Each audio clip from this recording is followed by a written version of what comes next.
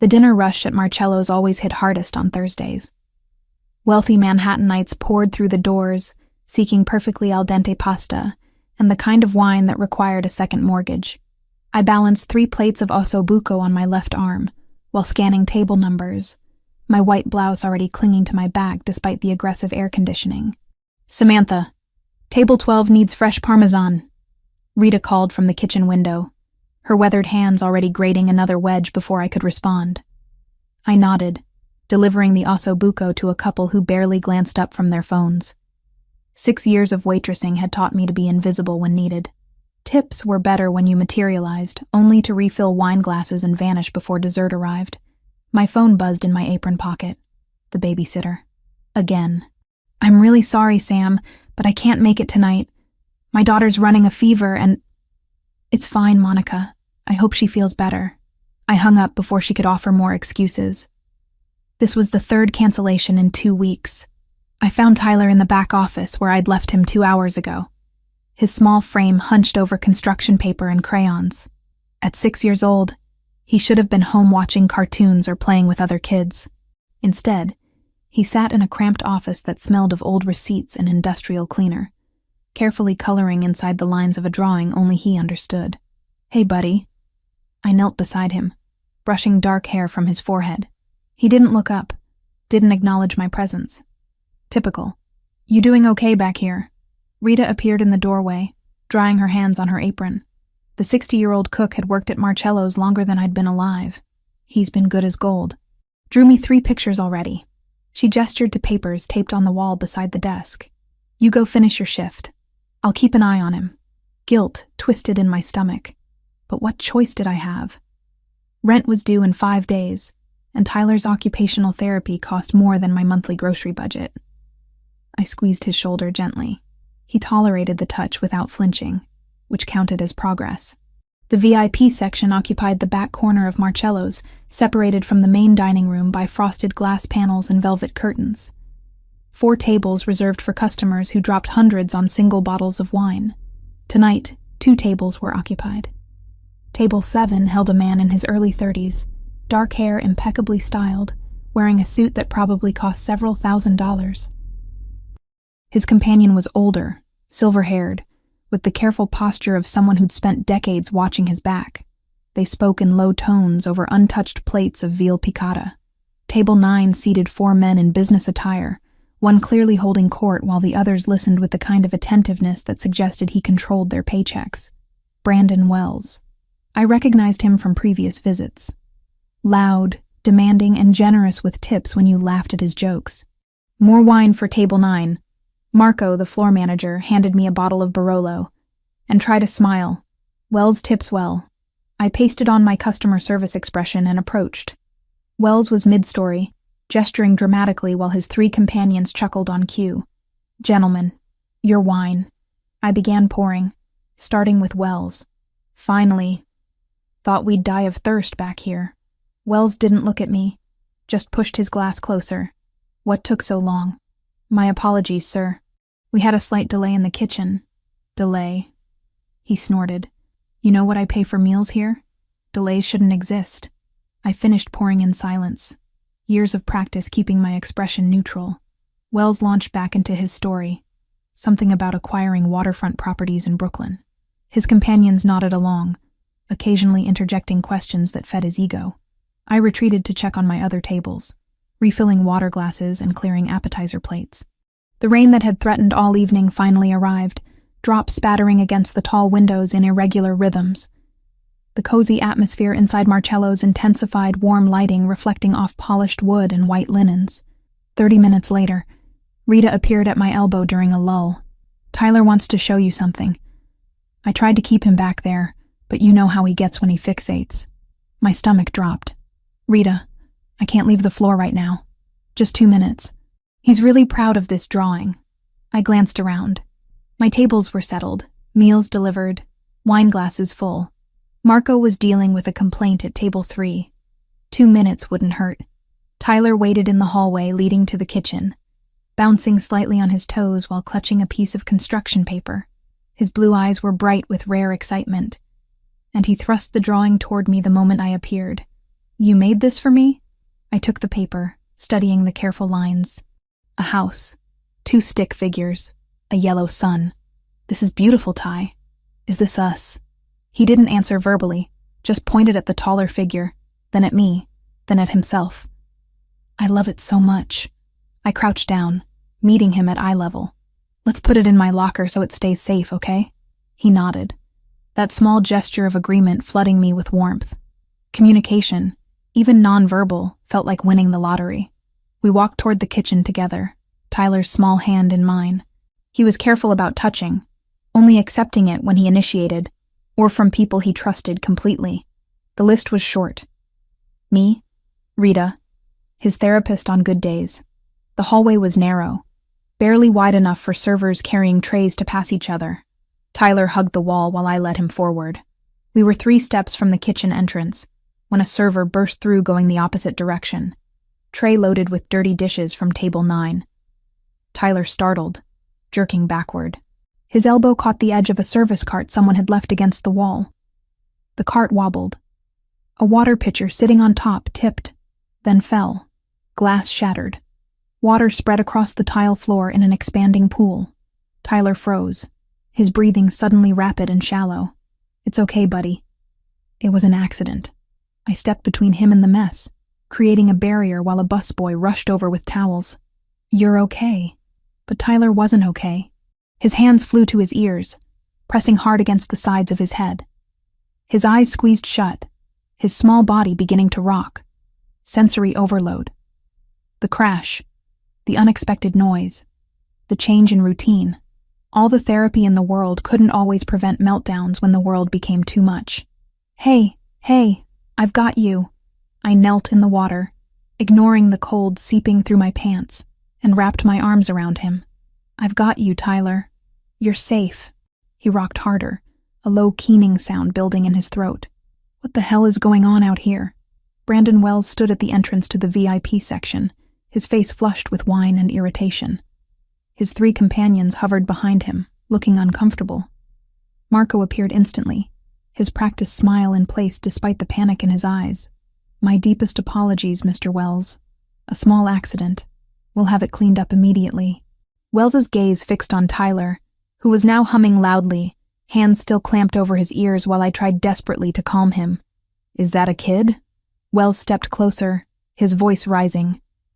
You're letting children run around during dinner service? Sir, I assure you. Look at him. He's having some kind of episode. Wells gestured dismissively. This is supposed to be a fine dining establishment, not a daycare center. Heat flooded my face. I stood slowly, positioning myself between Wells and my son.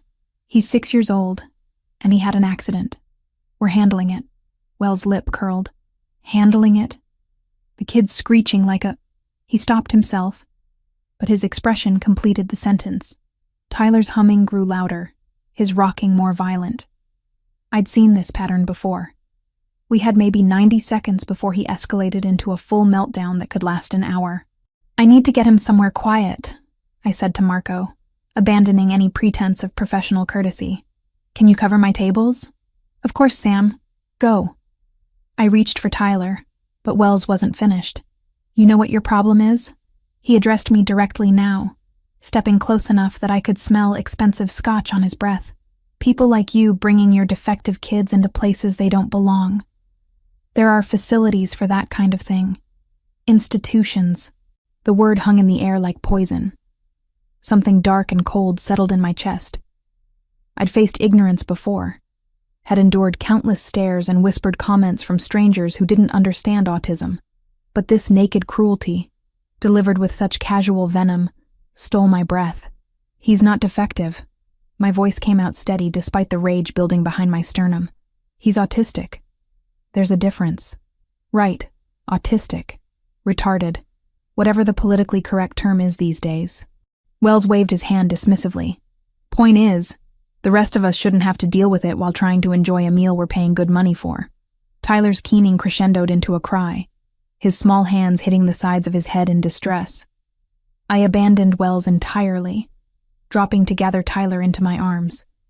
He fought briefly, overwhelmed, before collapsing against me. I'm sorry you had to witness that, Mr. Wells. Marco's voice was strained. Please, return to your table. Dessert is on the house tonight. Damn right it is. Wells started to turn away, then paused. And get that thing out of here before it disturbs my business associates any further. I stopped breathing. That thing. He called my son a thing. That's unnecessary, sir. The voice came from behind Wells, quiet, but carrying the kind of authority that made everyone in the hallway go still. The man from table 7 stood there, hands in his pockets, expression calm, but radiating something dangerous beneath the surface. Up close, he was taller than I'd realized, easily over 6 feet, with dark eyes that held Wells in an unwavering stare. Wells straightened, squaring his shoulders. Excuse me? I said that's unnecessary. The man took 2 steps forward, closing the distance until he stood between Wells and where I knelt holding Tyler. The child had an accident. His mother is addressing it.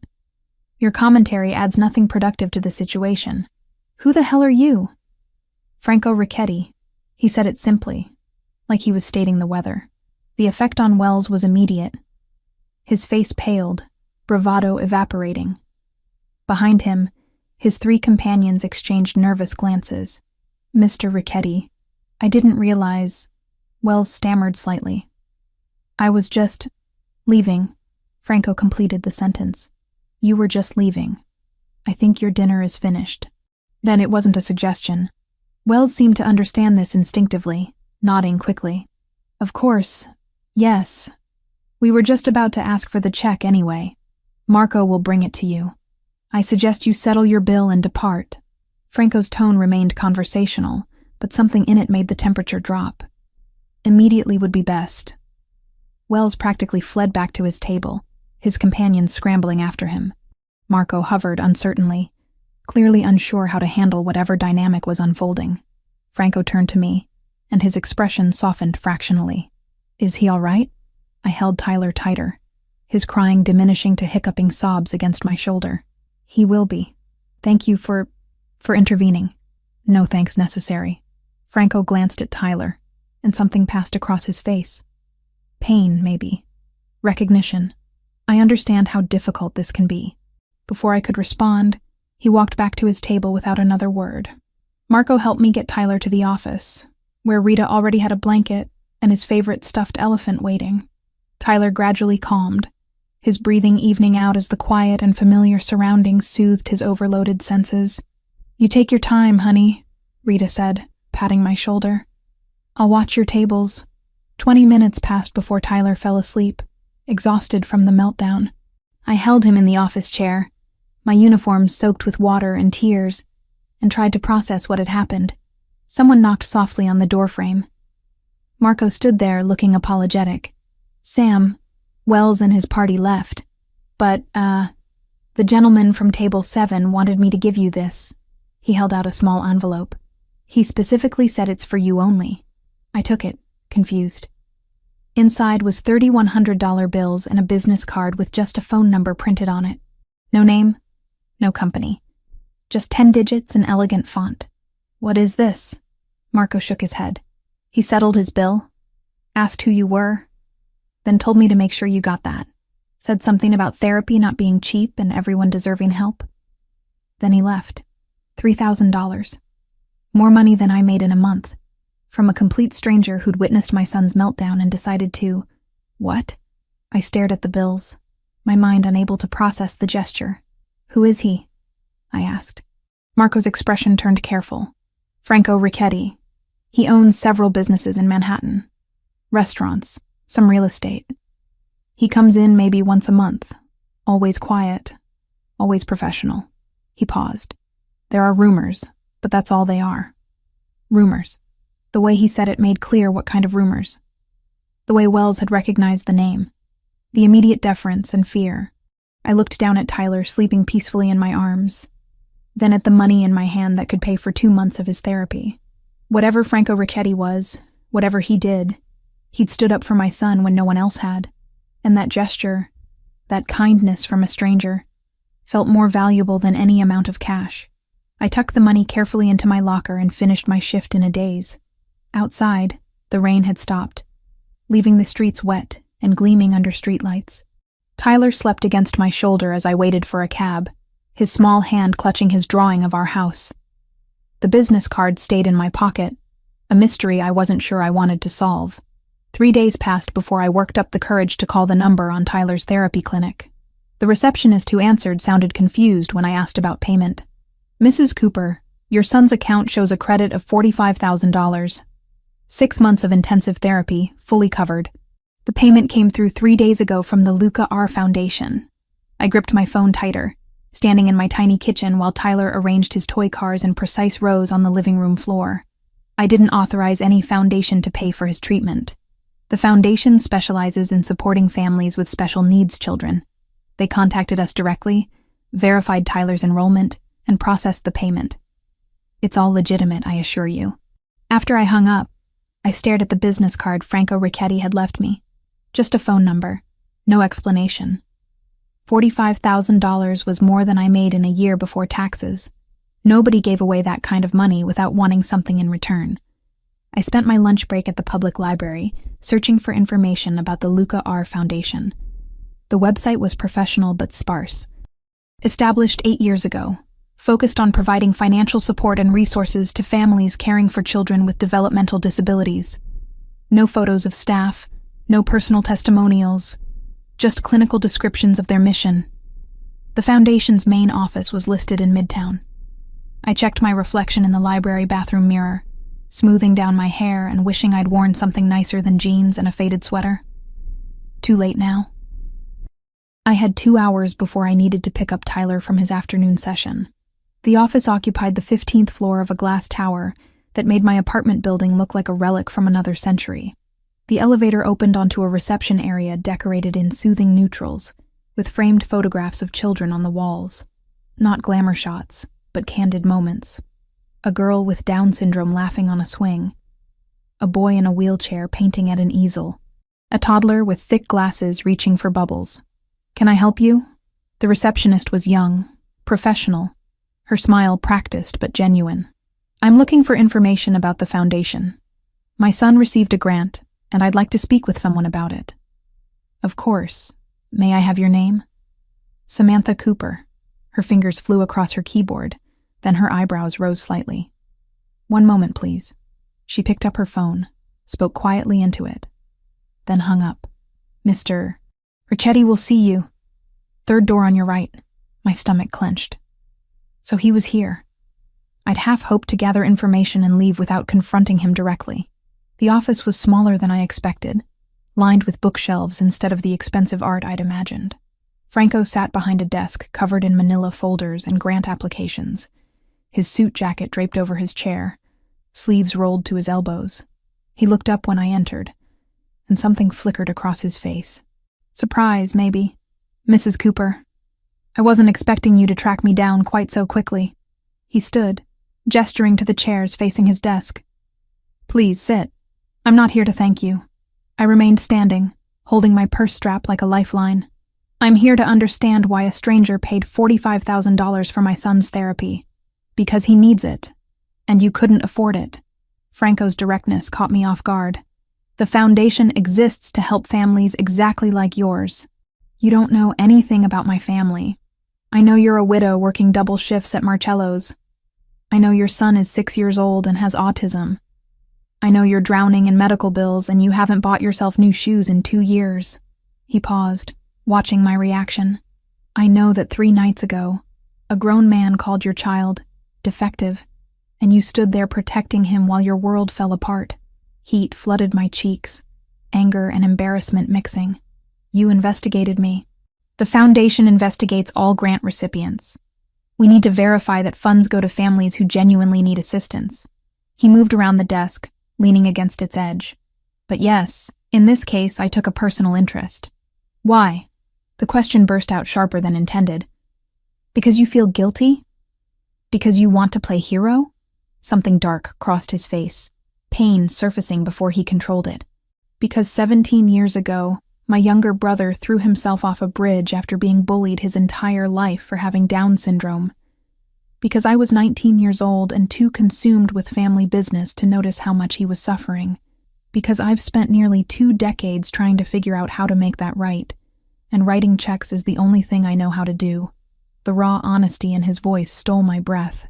This wasn't practiced sympathy or calculated manipulation. This was a wound that had never properly healed. I'm sorry about your brother. I lowered myself into the chair, my anger deflating. But I can't accept this kind of money from you. It's too much. It's already paid. Franco returned to his chair, folding his hands on the desk. The clinic won't refund it, and Tyler's therapy schedule is set for the next 6 months. You can refuse future assistance, but this is done. I wanted to argue, to maintain some shred of independence and dignity. But the practical part of my brain, the part that had been quietly panicking about Tyler's waiting list for speech therapy, whispered that pride was a luxury I couldn't afford. What do you want in return? I asked carefully. Franco was quiet for a long moment. I want to spend time with your son. Every maternal instinct I possessed screamed danger. Absolutely not. Not alone, not unsupervised, with you present in public places for limited periods. He leaned forward, his dark eyes intense. I've been running this foundation for 8 years, and I've never met a single child we've helped. I sign checks and approve grants, but I don't understand. I don't know what these families actually need beyond money. I don't know how to make the foundation more effective. So hire a consultant, interview parents. Don't use my son as some kind of research project. You're right. He nodded, surprising me. That's exactly what it would be initially. But I'm asking anyway, because Tyler reminded me of Luca in that hallway. The way he covered his ears, the way he rocked. Luca did the same thing when he was overwhelmed. His voice dropped. I couldn't help Luca. Maybe I can learn to help other children like him. Maybe spending time with Tyler will teach me something that all the research papers and grant applications can't. I studied him, trying to reconcile this vulnerable confession with the man who'd made Brandon Wells flee with just his name. One meeting. Public place. I can end it at any time if Tyler shows any distress. Relief washed over Franco's features. Thank you. And if this is some kind of elaborate scheme, if you're using my son for anything other than what you've said, I'll find a way to make you regret it. A ghost of a smile touched his lips. I don't doubt that for a second. We arranged to meet at Central Park the following Saturday afternoon. Franco insisted on 2 o'clock, claiming the lighting and foot traffic were optimal for children who might feel overwhelmed by crowds. The specificity of his knowledge surprised me. Saturday arrived gray and cool. Perfect autumn weather. Tyler wore his favorite blue jacket, the one with deep pockets where he stored small toys and smooth stones. He clutched his stuffed elephant as we walked through the park, his free hand in mine. Franco waited near the Bethesda fountain, wearing jeans and a dark sweater instead of the suits I'd seen him in previously. Somehow, the casual clothes made him seem more dangerous, not less. Without the corporate armor, I could see the lean muscle of his shoulders, the careful way he held himself, like someone always ready for trouble. Tyler, this is Franco. He's a friend. I knelt beside my son, keeping my voice calm and steady. He's going to spend some time with us today. Is that okay?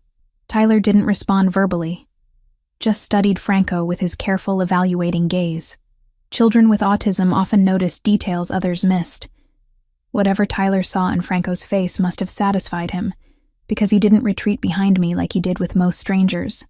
Franco pulled a small box from his jacket pocket and sat down on the grass, cross-legged, making himself smaller and less threatening. He opened the box to reveal a cube covered in colored squares. A Rubik's Cube, but larger than standard, with bright primary colors. Tyler's attention locked onto it immediately, his fingers twitching with interest. Do you like puzzles? Franco asked, not expecting an answer. He twisted the cube slowly, showing how the sections moved. My brother loved these. He could solve them faster than anyone I knew. Tyler dropped my hand and moved closer, drawn by the cube's movement and color. Franco offered it to him, and Tyler took it with both hands, turning it over and examining each face carefully. For the next 2 hours, I watched Franco sit on the damp grass, patiently showing Tyler different combinations and patterns. He never rushed, never grew frustrated when Tyler wanted to repeat the same sequence 15 times. He simply existed in Tyler's world, matching my son's pace with a patience that most paid therapists struggled to maintain. He's doing really well. I finally sat beside them, my professional distance eroding. Most new people overwhelm him. I'm not doing anything special. Franco glanced at me, then back at Tyler. Just letting him lead. Luca taught me that. He'd shut down completely if you pushed him. But if you waited, let him come to you in his own time, he'd share his whole world. How old was Luca when he died? 16. I was 19, already working in the family business. His jaw tightened. I thought I was protecting him by making money, building power. I didn't realize I was abandoning him when he needed me most. Tyler looked up suddenly, studying Franco's face. Then, deliberately, he placed the cube in Franco's palm and covered Franco's hand with both of his. The gesture was unmistakable. Comfort, connection. Franco froze, staring at their joined hands like Tyler had performed a miracle. He doesn't do that with anyone outside family. My voice came out thick with unexpected emotion. Ever. I don't deserve it. Franco's whisper was barely audible. But I'll try to. We stayed until Tyler grew tired, his movements becoming less coordinated, signaling approaching sensory overload. As we walked back toward the park exit, Franco fell into step beside me. There's something else. He pulled out his phone, scrolling to a contact. The foundation has a list of caregivers who specialize in autism. They're thoroughly vetted, trained in behavioral therapy, patient and reliable. I know you've been having trouble with your current babysitter canceling.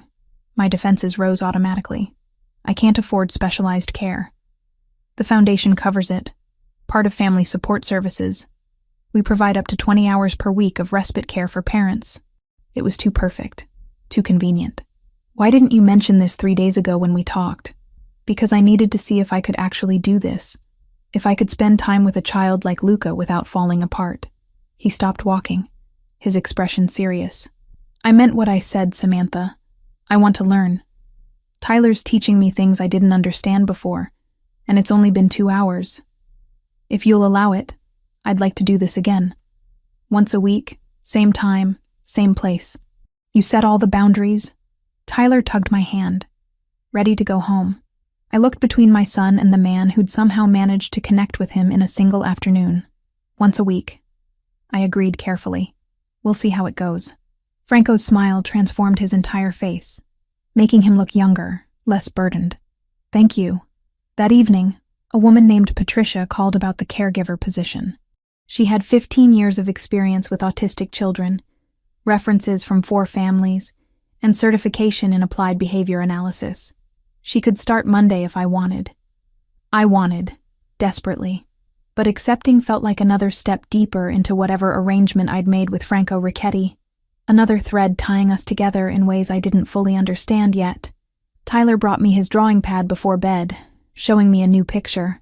3 stick figures this time. 1 tall, 1 medium, 1 small. In the tall figure's hand, a colorful square that could only be the cube. Is that Franco? I asked. Tyler pointed at the tall figure, then at himself, then at me. The 3 of us, standing in the park together. I kissed the top of his head, breathing in the scent of his strawberry shampoo, and wondered what exactly I'd gotten us into. Patricia turned out to be everything the foundation promised. She arrived on Monday wearing comfortable clothes and carrying a backpack full of sensory tools Tyler had never seen before. Within 15 minutes, she had him engaged with a weighted lap pad and textured fidget toys. I left for my shift at Marcello's feeling lighter than I had in months. The routine Franco and I established settled into place with surprising ease. Tuesday and Saturday afternoons at 2 o'clock, various locations around Manhattan. Always public, always supervised, always ending when Tyler showed signs of fatigue. The second week, Franco brought a chess set. Not a standard one, but oversized pieces with magnetic bases and bright colors that Tyler could distinguish easily. We'll start simple, just learning how each piece moves. Franco sat cross-legged on a bench in Bryant Park, the board between them. This is a pawn. It moves forward 1 square at a time. Tyler picked up the red pawn, examining it from every angle before placing it back exactly where it had been. Then he picked up the blue knight, turning it slowly. That one's trickier. Knights move in an L shape. Franco demonstrated with another piece, his movements slow and deliberate. They can jump over other pieces too. I watched from a nearby bench, pretending to read a book while actually observing every interaction. Franco's patience never wavered, even when Tyler spent 20 minutes just arranging and rearranging the pieces by color instead of playing. He seemed content to exist in whatever activity Tyler chose, adapting rather than directing. The third week, something shifted. We arrived at the park, and Tyler's head turned immediately, scanning the area. When he spotted Franco standing near the fountain, Tyler's whole body relaxed.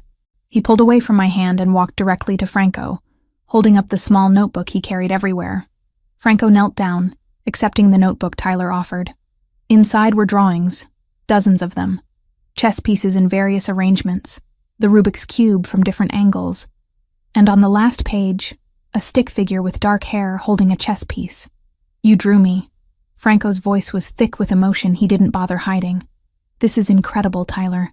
Tyler reached out and touched Franco's hand, just briefly, before pulling back and opening his own backpack to retrieve the chess set Franco had given him to keep. "He's been practicing at home." I joined them, unable to maintain my observer distance. "Every night before bed, he sets up the pieces exactly how you showed him. He remembers the positions." Franco looked at me, wonder clear in his expression. "That's remarkable spatial memory." His therapist says many autistic children have incredible memory for patterns and sequences. Tyler can remember the exact arrangement of his toy cars from 3 days ago. Franco turned back to Tyler, his attention absolute. "Want to try moving the pieces today? We can play a real game." They played for an hour, Franco gently guiding but never forcing. Tyler moved pieces seemingly at random at first, but gradually I noticed patterns emerging. He was testing, learning the boundaries of what each piece could do. My night shifts continued at Marcello's, the familiarity of the work comforting after days spent navigating the strange new dynamic with Franco. Thursday evening, I was refilling wine glasses in the main dining room when I noticed him sitting alone at table 12, reading something on his phone while a plate of carbonara sat untouched. "I didn't know you were coming in tonight." I approached his table, suddenly self-conscious about my work uniform and the smell of kitchen grease probably clinging to my hair. Franco looked up, setting his phone aside. I had a meeting nearby. Figured I'd grab dinner somewhere familiar. "The carbonara's getting cold." I got distracted. He gestured to the empty seat across from him. "Take a break. Sit for a minute." I shouldn't have. I had 4 other tables and Marco was already giving me looks for lingering. But I sat anyway, folding my hands in my lap to keep them still. "How was Tyler's session today?" Franco asked. "Good. His speech therapist thinks he might be ready to try verbal communication exercises soon. Not full sentences, but single words for basic needs." "That's progress." "It is." I studied him, this man who'd inserted himself into our lives and somehow become essential in just 3 weeks. "Why do you really care so much? And don't tell me it's just about Luca." Franco was quiet for a long moment, his fingers tracing patterns on the tablecloth. "When Luca died, I promised myself I'd never ignore someone vulnerable again, but I broke that promise every day for 17 years. I built businesses, made money, accumulated power, and I never once got down on the floor with a child who needed help. I just wrote checks and convinced myself that was equivalent to caring. It's not nothing. Those checks help families survive, but they don't require me to feel anything. They don't require me to risk caring about someone and failing them again." He met my eyes, his dark gaze intense. "Tyler makes me feel things I've avoided for nearly 2 decades. It's uncomfortable and terrifying, but it's also the first time in years I've felt like a decent human being." The honesty in his words hit me square in the chest. I wanted to respond, to tell him I understood that feeling of being terrified by your own emotions. But Marco caught my eye from across the room, tapping his watch meaningfully. "I need to get back to work." I stood, smoothing down my apron. "But Franco, you are a decent human being. You just forgot for a while." His smile was small but genuine. "I'll try to remember that." Saturday's meeting location was the Museum of Natural History. Franco had arranged for us to visit during a special sensory-friendly hour when lights were dimmed and crowd sizes limited. Tyler moved through the dinosaur exhibits with unusual ease, his fascination with the massive skeletons overriding his usual anxiety about new environments. "Look at the size of those teeth." Franco pointed to the T-Rex's jaw. Imagine trying to brush those every night.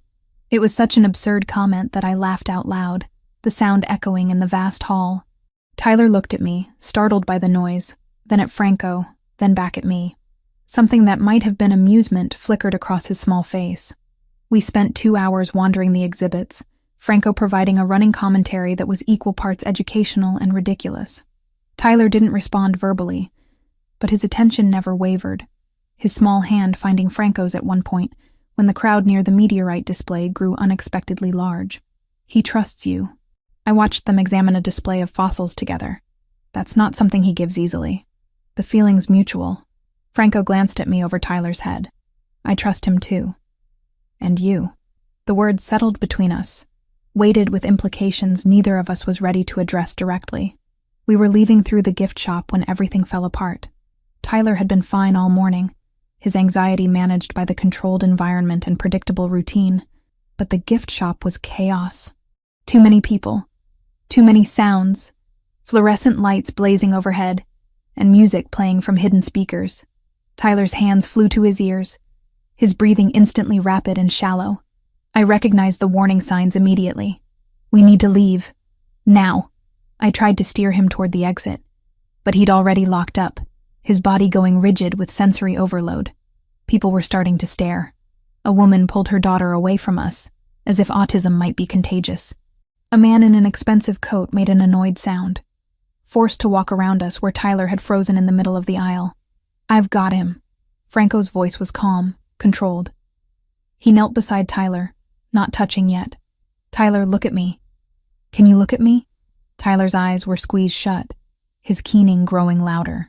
Franco moved without hesitation, wrapping Tyler in a firm bear hug, applying deep pressure to his small body. I've got you. You're safe. I'm right here. I'd told Franco about deep pressure therapy during one of our conversations, but I hadn't expected him to remember the exact technique, much less implement it so perfectly. He held Tyler with firm, even pressure, not restraining but containing, giving Tyler's overwhelmed nervous system something solid to focus on. There's a quiet room for nursing mothers past the restrooms. A museum employee appeared at my elbow. You can use it. Follow me. We moved quickly, Franco carrying Tyler while I cleared the path ahead. The room was small, dimly lit, blissfully silent. Franco sat on the floor with Tyler still in his arms, maintaining the pressure while Tyler gradually calmed. 20 minutes passed before Tyler's breathing evened out. His rigid body slowly relaxed, melting against Franco's chest. When he finally opened his eyes, they were wet with tears, but the wild panic had faded. You're okay. Franco's voice was barely a whisper. You did so good, Tyler. So good. Tyler made a small sound, not quite a word, but close. His hand patted Franco's arm twice, deliberate and intentional. Thank you, in the language Tyler used. How did you know to do that? I asked once we'd gotten Tyler home and settled on the couch with his favorite blanket. Patricia had left dinner in the fridge with a note about Tyler's good afternoon session, completely unaware of the crisis that had followed. Franco stood in my tiny kitchen, looking out of place among the mismatched cabinets and ancient appliances. I've spent the last month reading everything I could find about autism.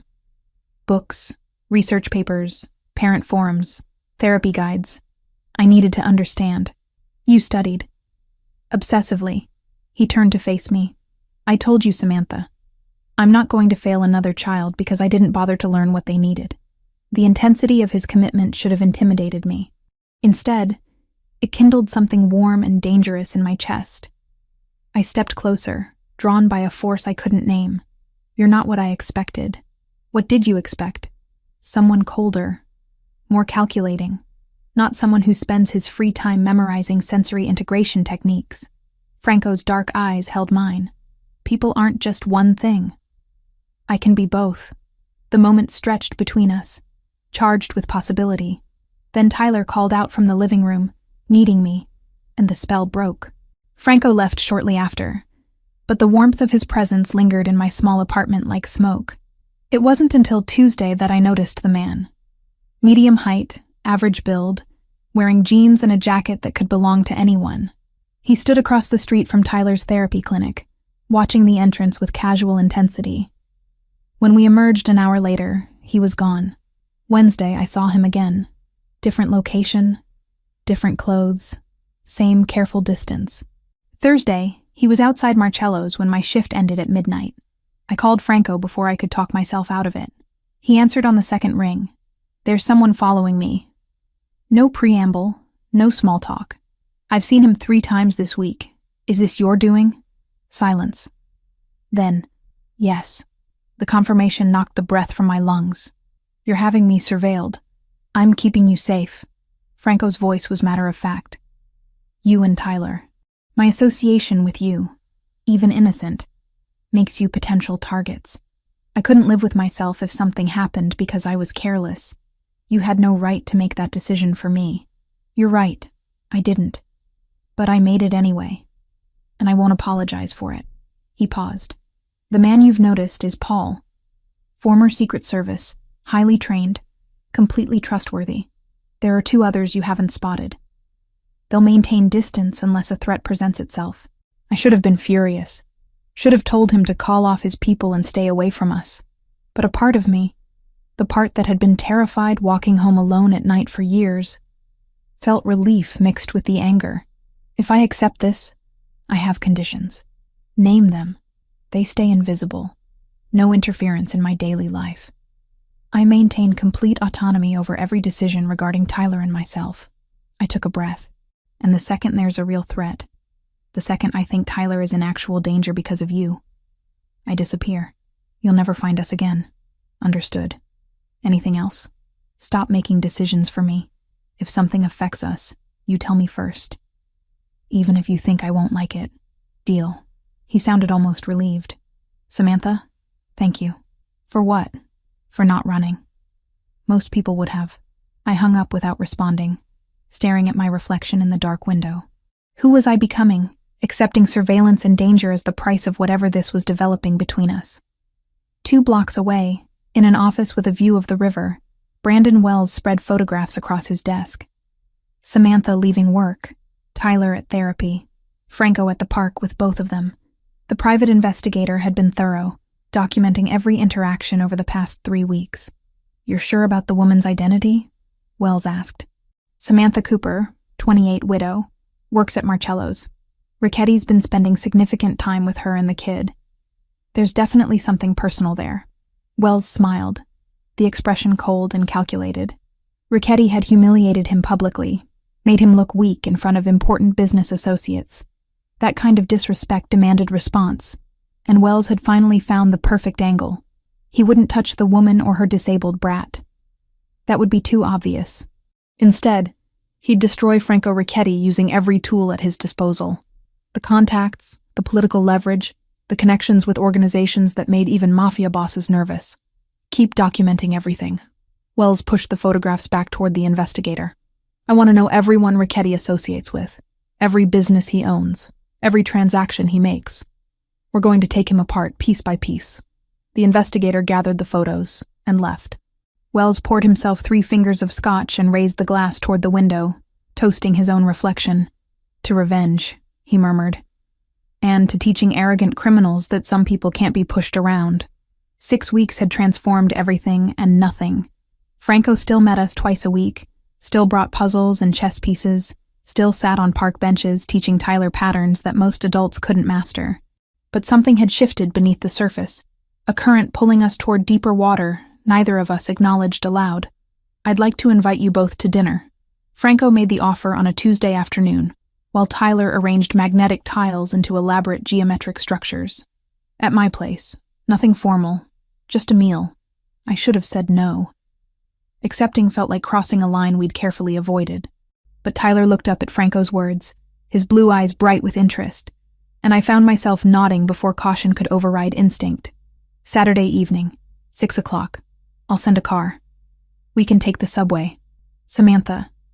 Franco's voice was gentle but firm. Let me send a car. Please. The vehicle that arrived Saturday was sleek and black, the driver professional and silent. Tyler pressed his face to the window during the 20-minute drive, watching the city lights blur past. I smoothed down the simple navy dress I'd chosen, suddenly aware of how out of place I'd feel in whatever penthouse Franco called home. The building rose 40 stories above Central Park West, all glass and steel and understated wealth. A doorman greeted us by name, directing us to a private elevator that required a key card to access the top floor. Tyler held my hand tighter as we ascended, the numbers climbing higher than either of us had ever been. Franco answered the door in jeans and a dark sweater, barefoot, looking more approachable than I'd ever seen him. "Welcome. Come in." The penthouse was spacious but surprisingly warm. Hardwood floors, comfortable furniture that looked lived in rather than displayed, floor-to-ceiling windows offering views of the park below. But what caught my attention were the personal touches. Framed photographs lined one wall. A young Franco with an older couple who must have been his parents. A teenage boy with a wide smile and distinctive features sitting at a piano. Luca. That's my favorite picture of him. Franco followed my gaze. Taken a month before he died. He'd just learned a new piece, something by Mozart. He played it 17 times in a row that day. Tyler had already discovered the aquarium built into the far wall, a massive tank filled with colorful fish and living coral. He stood transfixed, his small hands pressed against the glass. I had it installed 2 years ago. Thought it might be calming. Franco joined Tyler, pointing out different species. "That's a clownfish. See the orange and white stripes? And the blue one hiding in the coral is a tang." Tyler's fingers traced the path of a fish swimming past, his expression peaceful in the way it only got when he felt completely safe. Franco had set the dining table for 3, with a booster seat already positioned for Tyler.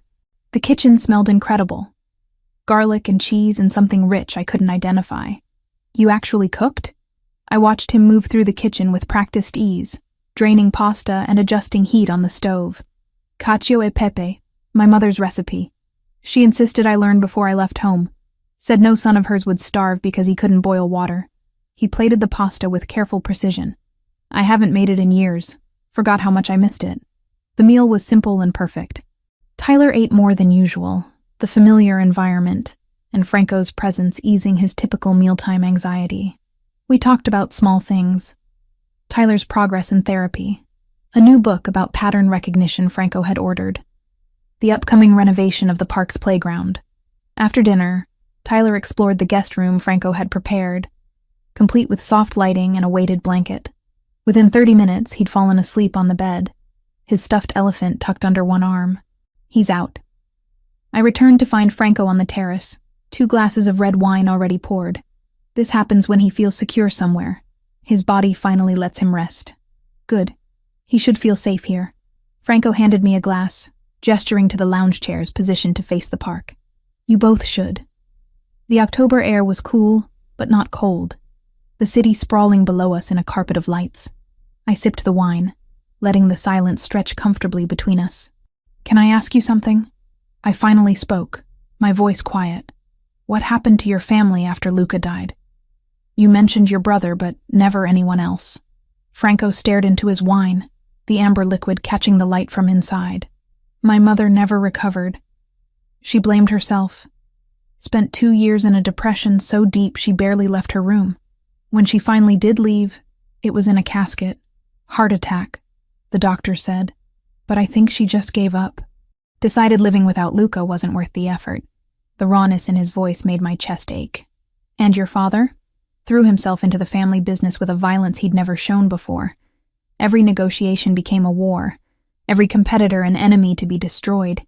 He used grief as fuel, turned it into something cold and brutal. Franco's jaw tightened.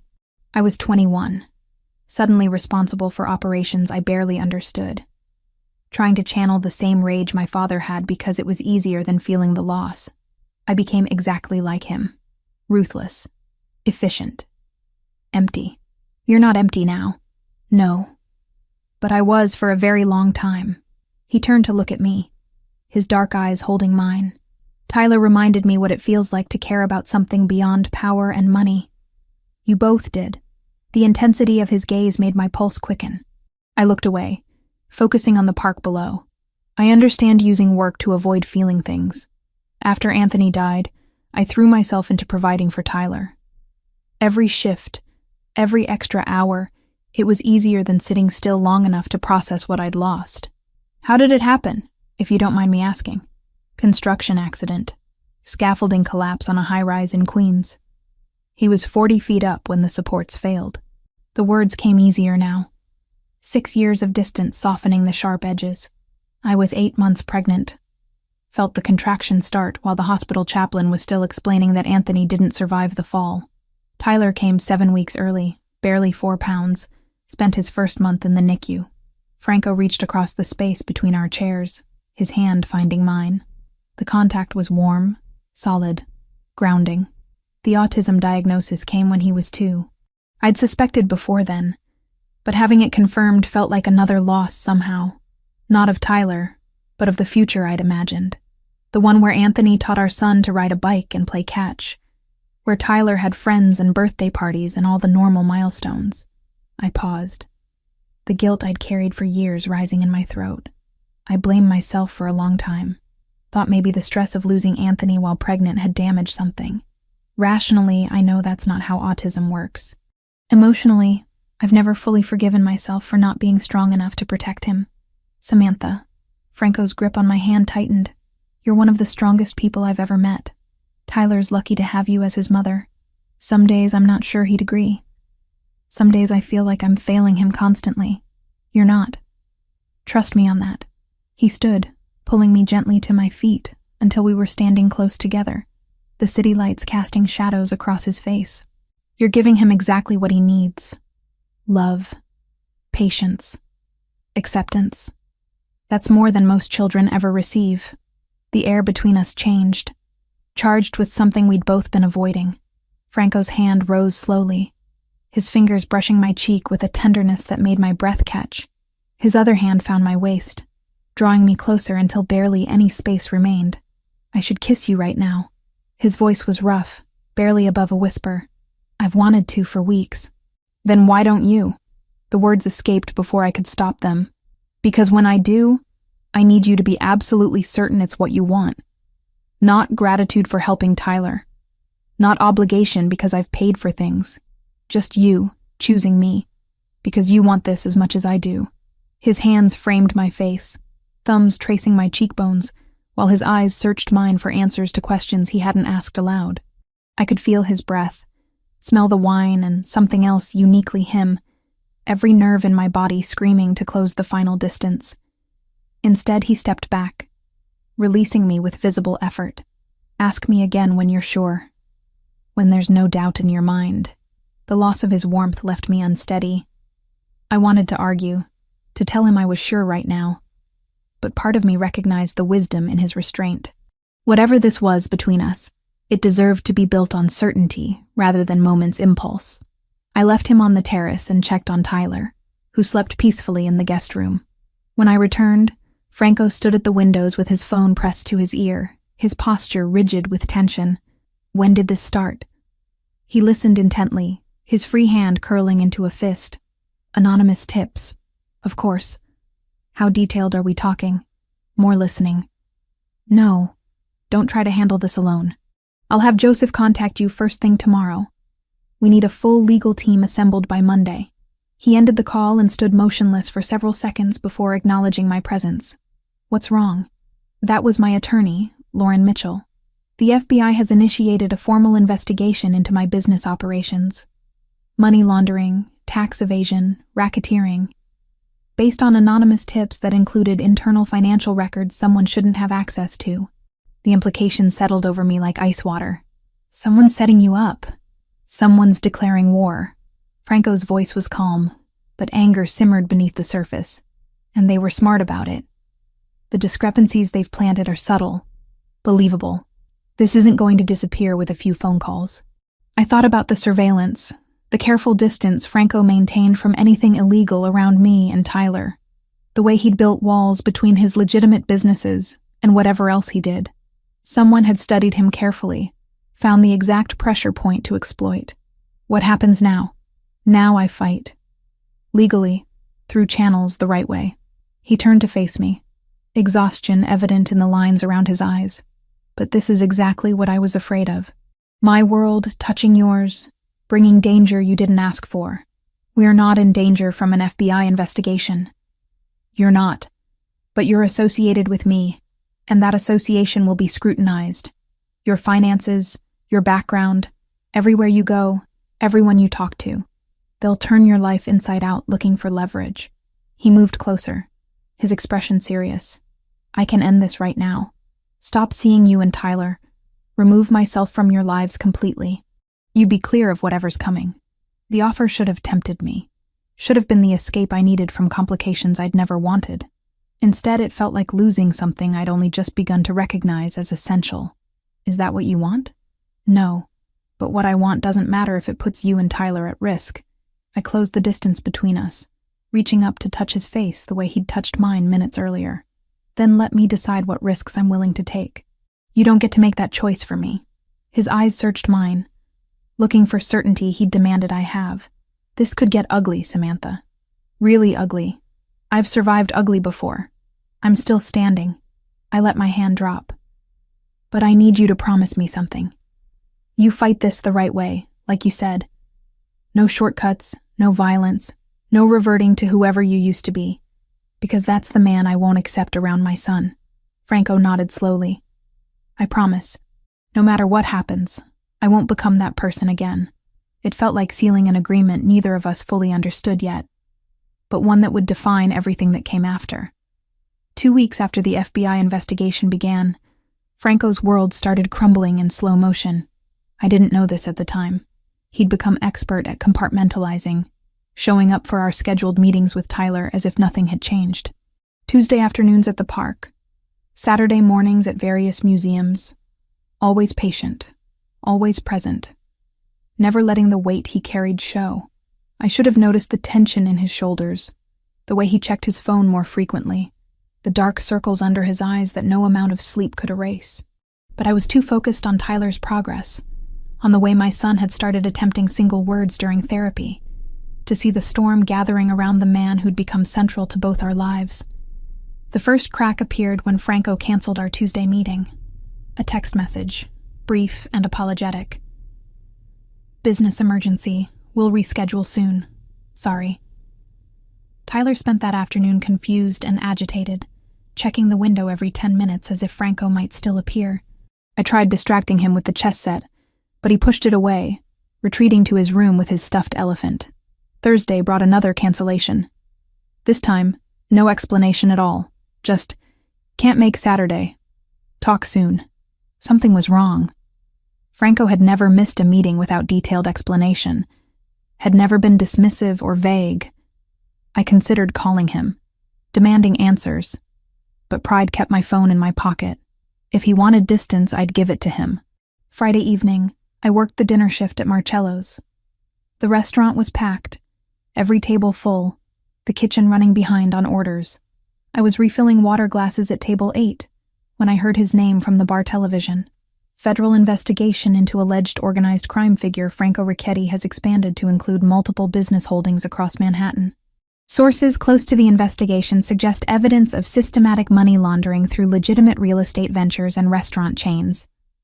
My hand froze, water pitcher suspended in midair. The screen showed Franco's photo, a professional headshot that made him look cold and dangerous. Nothing like the man who sat on park benches teaching chess to autistic children. The investigation, initiated by anonymous tips containing detailed financial records, has already resulted in the freezing of several accounts and the suspension of business operations pending federal audit.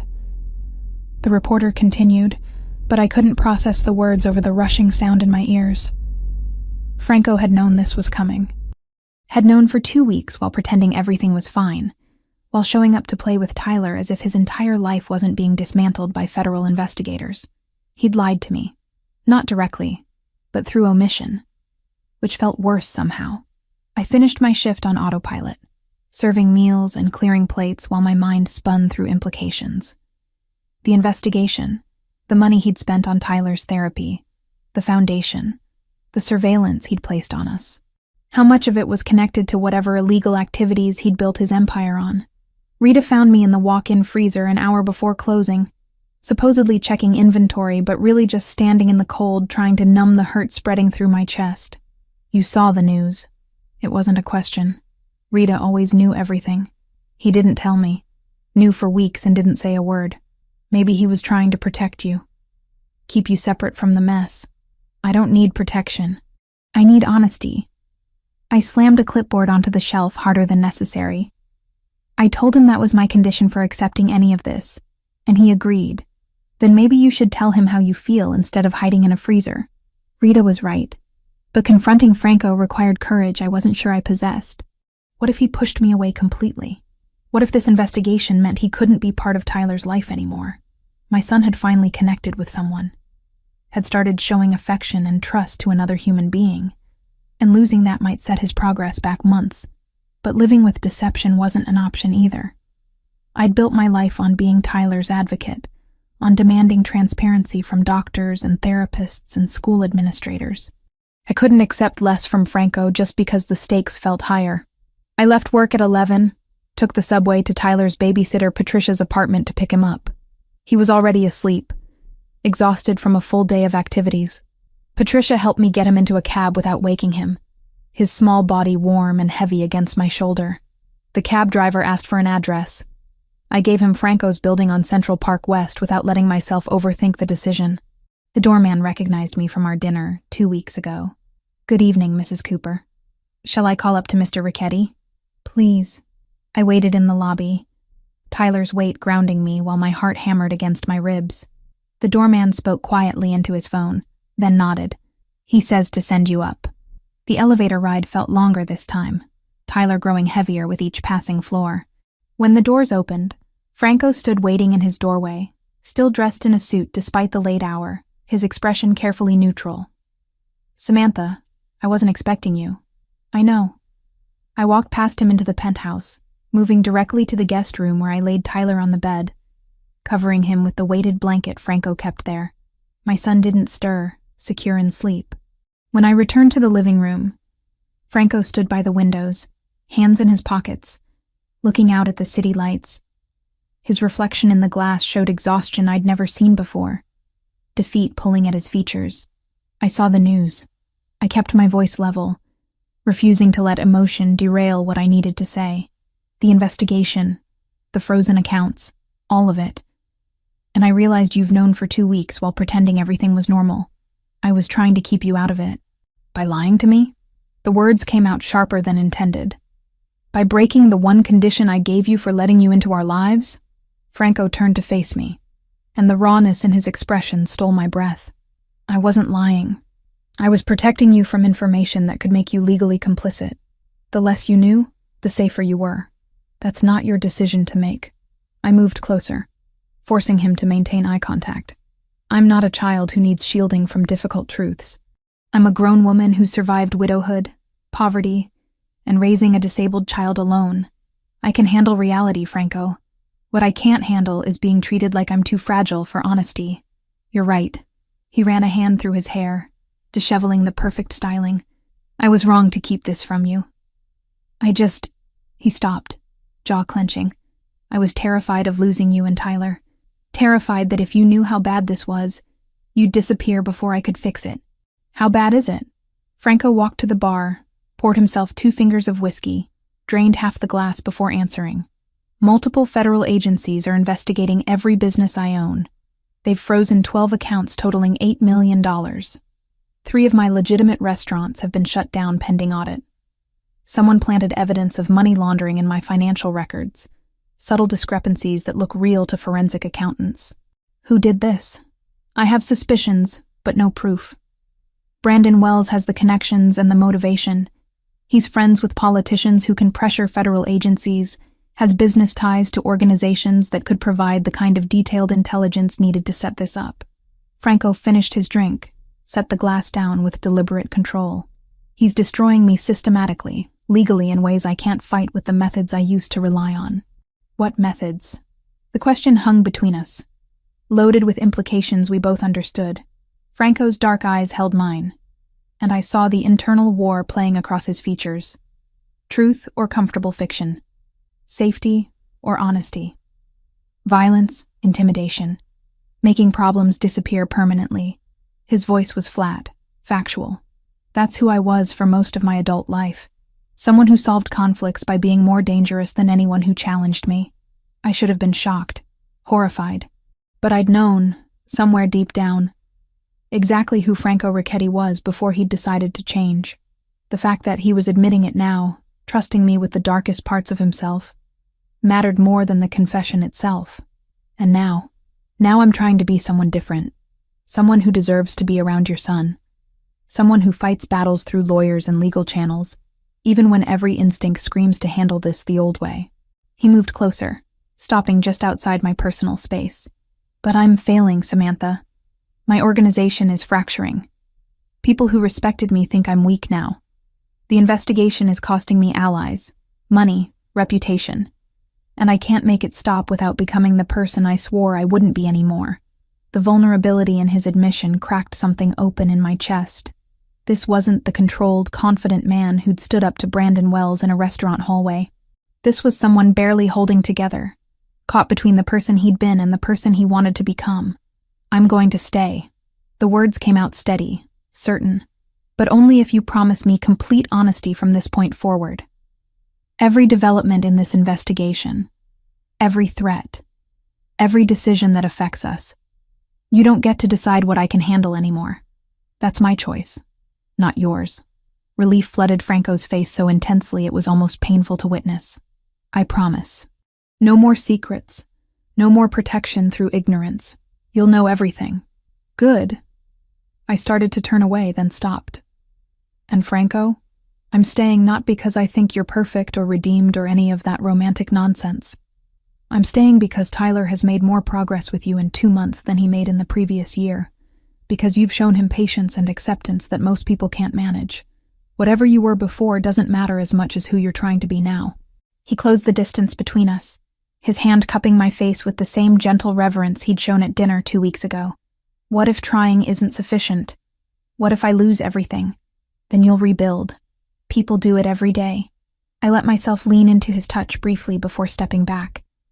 But you have to fight this the right way, Franco.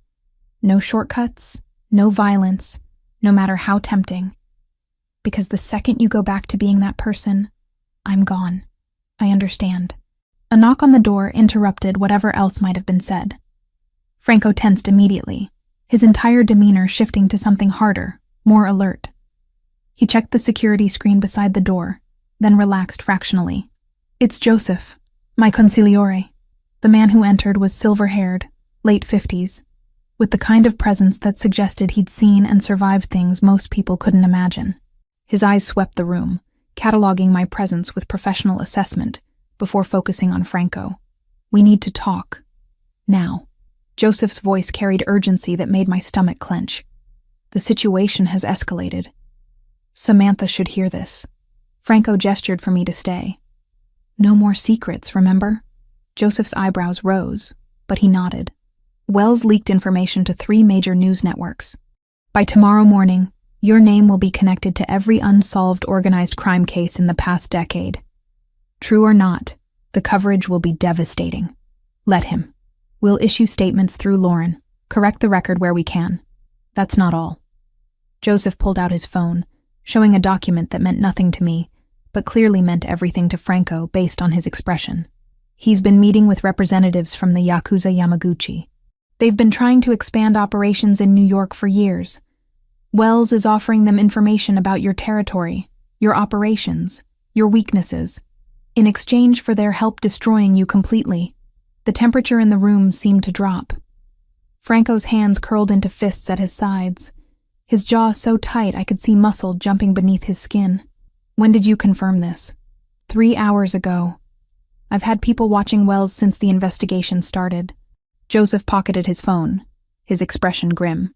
Franco, this has gone beyond business competition. Wells has made this personal, and he's brought in people who won't stop at legal destruction. The Yakuza doesn't play by federal rules. Neither do we. The words came out cold, emotionless. The man I'd glimpsed in the restaurant hallway. The one who'd made Brandon Wells flee with just his name. Exactly. Joseph leaned forward, his voice dropping. One word from you, and Wells disappears. Quietly, cleanly, in a way that can never be traced back to us. The investigation loses its primary source. The Yakuza loses their inside connection. Everything stops. Silence filled the penthouse, heavy with the weight of the decision being offered. I watched Franco's face, saw the war being waged behind his dark eyes. Every muscle in his body radiated tension, violence barely contained beneath expensive clothes and civilized veneer. This was the moment everything hinged on. The choice between who he'd been and who he wanted to become. Easy solution versus difficult principle. Franco's gaze found mine across the room, and something passed between us. A question, a plea, an acknowledgement of what he was giving up by choosing the harder path. No, his voice was rough but definite. We don't touch wells. We fight this through legal channels, through evidence and attorneys in the system. Joseph's expression flickered with something that might have been disappointment or respect. That could take years. Could cost you everything you've built. Then it costs me everything. Franco's posture remained rigid, but certainty filled his words. I'm not going back to solving problems with body counts. Not anymore. Joseph studied his boss for a long moment, then nodded slowly. Your call. I'll inform the others that Wells remains off limits. After Joseph left, Franco stood motionless at the windows, staring out at the city that was slowly turning against him. I moved to stand beside him, our reflections side by side in the glass. That was the hardest thing I've ever done. His voice was barely a whisper.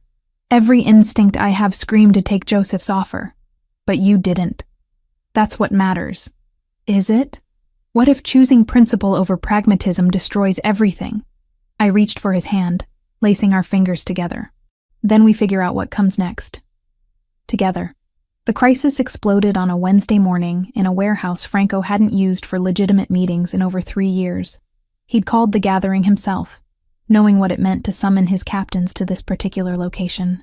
It was the kind of place where decisions were made in the old days, back when disagreements ended with bodies in the Hudson. 5 men sat around the steel table, representing the core of his organization. Joseph stood at Franco's right shoulder, arms crossed, expression unreadable. The tension in the room was thick as smoke. Everyone understanding this meeting would determine whether the empire Franco had built would survive or fracture. You all know why we're here. Franco remained standing, refusing to sit. In the hierarchy they'd built together, sitting suggested equality. Standing reminded them who held final authority. The investigation is escalating. Wells has connections we underestimated. The Yakuza Yamaguchi is circling, looking for weakness. Some of you have expressed concerns about how I'm handling this. Roberto Vitale spoke first, his thick accent more pronounced when angry. Concerns? Franco, we're bleeding money while you play lawyer. 3 properties seized, 12 accounts frozen, suppliers refusing to work with us because the feds are watching. This isn't concern. It's survival. What would you have me do differently? Franco's voice remained level, but Joseph shifted slightly, recognizing the dangerous calm. What you've always done. Another captain, Fernando Ferraro, leaned forward. We know who's behind this. Wells gave the feds everything they have. He's coordinating with the Yakuza. One call from you, he disappears. Investigation loses its primary source. Everything falls apart, and brings twice the heat down on us. Joseph finally spoke, his tone clipped. You think federal agents won't notice their star witness vanishing? They'll tear this organization apart looking for evidence. Let them look, Roberto shot back. They've been looking for 20 years and haven't found anything that sticks. We know how to handle investigations. What we don't know how to handle is a boss who's forgotten how this world works. The accusation hung in the air, and Franco felt every pair of eyes on him, measuring his response. This was the moment. The choice between the man he'd been and the man he was trying to become. I haven't forgotten anything. Franco's hands pressed flat against the table, his body language deliberately controlled. I remember exactly how this world works. I also remember what it costs. Bodies pile up, heat increases. Eventually someone flips or gets caught, and the whole structure collapses. That's the pattern, repeated across every organization that thought violence solved problems. Violence built this organization, Fernando pointed out, and violence will destroy it if we're not careful. Franco straightened. I'm proposing a different approach. We fight Wells through legal channels, expose his connections to the Yakuza, flip the narrative back on him, make him the criminal, not us. That takes years. A younger captain named Diego spoke up. We don't have years. People are already jumping ship. Our protection rackets are falling apart because the cops smell blood in the water. Our distribution networks are compromised because suppliers don't trust us anymore. Then we rebuild differently. Franco's jaw tightened. We transition out of the illegal operations completely. Focus on the legitimate businesses. Go clean enough that investigations can't touch us. The silence that followed was deafening. Then Roberto laughed, a bitter sound without humor. You're serious? You actually think we can just walk away from decades of work and become legitimate businessmen? I think the alternative is prison or death, and I'd prefer neither. The alternative is doing what we've always done. Roberto stood, his chair scraping loudly against concrete. Which is why I'm asking directly. Are you refusing to authorize action against Wells? Franco met his eyes without flinching. I am. Because of her. It wasn't a question. The waitress and her kid. They've gotten into your head. Made you soft. Joseph moved before Franco could respond, stepping between them. Watch yourself, Roberto. Why? It's true and everyone here knows it. Roberto gestured around the table. 6 weeks ago, Franco would have handled Wells without a second thought. Now he's spending afternoons in parks teaching some special needs kid how to play chess while our world burns down around us. Franco's control slipped fractionally, his voice dropping to something dangerous. Careful. Or what? You'll prove me wrong by doing something decisive? Roberto's face flushed with frustration.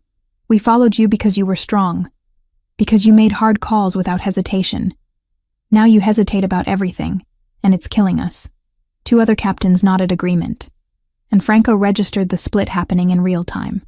The organization was fracturing along the fault line of loyalty versus pragmatism. I'm changing how we operate. Franco said slowly, forcing his temper under control. Not because I'm weak, but because the world has changed. The old methods don't work anymore. Too much surveillance. Too much cooperation between agencies. Too many ways to get caught. We adapt or we die. We're dying anyway. Fernando added. Just slower, while you figure out how to be some kind of reformed criminal. Then leave. The words came out cold, final. Anyone who can't follow this direction, walk away now. No hard feelings, no consequences. Take whatever legitimate ventures you've built under this organization, and go. The offer shocked them. In their world, leaving wasn't usually an option that ended well. You're serious, Diego said quietly. Completely. I'd rather lose half this organization than compromise the path I've chosen. Franco's gaze moved from face to face. But if you stay, you follow my lead. No freelancing, no going around me to handle Wells yourself, no reverting to old methods. Clear? Roberto stood for a long moment, calculation running behind his eyes. Then he shook his head. I can't do this, Franco. I can't watch everything we built crumble because you grew a conscience. I'm out. He walked toward the exit, and Franco felt something crack in his chest. Roberto had been with him since the beginning, had helped build this empire from nothing. Watching him leave felt like losing a limb. Fernando hesitated, then followed. 2 of the 5 captains, gone in seconds. The 3 remaining exchanged glances. Diego spoke first. I'll stay. Don't agree with all of it, but I trust your judgment more than I trust anyone else's. The other 2 nodded similar agreements, but the doubt in their expressions was clear. Franco had bought their loyalty for now, but it was conditional, fragile. After the meeting ended, Joseph waited until they were alone before speaking. You just lost 40% of your operational capacity. I know. Roberto and Fernando control the entire West Side distribution. They'll probably take their crews with them, which means you're down closer to 50%. I know that too. Franco pulled out his phone, staring at a text from Samantha, asking if he could make Saturday's meeting with Tyler. But I made the right call. Did you? Joseph's question wasn't challenging, just genuine curiosity. Because from where I'm standing, you chose principle over survival. That's noble, but nobility doesn't pay bills or keep the feds off our backs. What would you have me do? Kill Wells and prove every accusation against me true? Become the monster they think I am, so Tyler can grow up knowing his friend is a murderer? Joseph was quiet for a moment. I've known you since you were 20 years old, Franco. I watched you take over from your father, watched you build this into something bigger than anyone imagined. And in all those years, I've never seen you care about being someone's friend. Not really. Maybe that's the problem. Maybe I should have cared sooner. Maybe. Joseph moved toward the door. But caring now might cost you everything, including the ability to protect that woman and her son if things get worse. The words landed like physical blows. Because Joseph was right. Franco had built protection through power and fear. Strip those away, and what did he have left to shield Samantha and Tyler from the storm he'd pulled them into? While Franco dealt with his collapsing organization, I sat in my therapist's office struggling to articulate the war happening inside my chest. Dr. Harris waited patiently, giving me space to find words for feelings I barely understood myself. I think I'm falling in love with him. The admission felt both terrifying and inevitable, which is completely insane given everything happening. Why is it insane? Because he's under federal investigation. Because he's admitted to violence in his past. Because people in his world are leaving him because they think I've made him weak. I twisted my hands together, unable to meet her eyes. How can I be falling for someone whose life is actively falling apart because of choices I'm partially responsible for? Are you responsible for his choices? He says Tyler and I are part of why he's choosing this path. That we've shown him something worth being better for. That's not the same as being responsible. Dr. Harris pointed out gently. He's making decisions based on his own values and who he wants to become. You're an influence, yes, but not the cause. It feels like I am. I finally looked up. Every time he chooses the harder path, the one that costs him more, I see him look at me like he's checking if it's worth it. Like I'm the reason he's not taking the easy, violent solution everyone else wants. And how does that make you feel?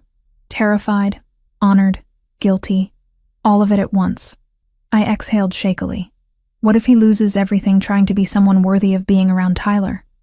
What if this path destroys him and I'm the reason? Let me ask you something. Dr. Harris leaned forward slightly. If Franco had chosen the other path, if he'd handled the situation the way his organization wanted, with violence and intimidation, would you still be here? Would you still be considering a relationship with him? No. The answer was immediate, certain. I told him that was my line. Any violence, any return to who he used to be, and I'm gone. So your presence in his life isn't making him weak. It's making him choose between being strong in the way he always has been versus being strong in a completely different way. The fact that he's choosing the second option tells you something important about his character. I sat with that, turning it over in my mind. That he's capable of change. That he wants to change. That he values what you and Tyler represent more than he values the easy path. She paused. The question you need to answer is whether you can handle being part of that journey, knowing it might not end well, knowing he might lose everything and need to rebuild from nothing. I've been broke before. I know how to survive it. I'm not talking about money.